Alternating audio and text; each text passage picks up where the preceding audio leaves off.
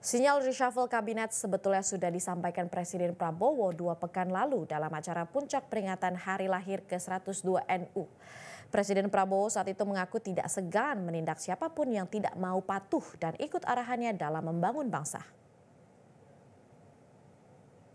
Apa yang kami perjuangkan adalah untuk bangsa dan rakyat Indonesia.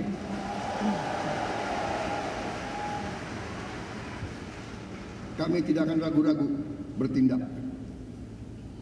100 hari pertama, ya, saya sudah beri istilahnya peringatan berkali-kali. Sekarang, siapa yang bandel,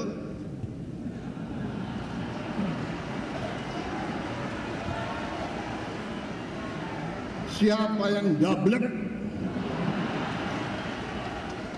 siapa yang tidak mau ikut dengan aliran besar ini, dengan tuntutan rakyat, pemerintah yang bersih, siapa yang tidak patuh, saya akan tindak.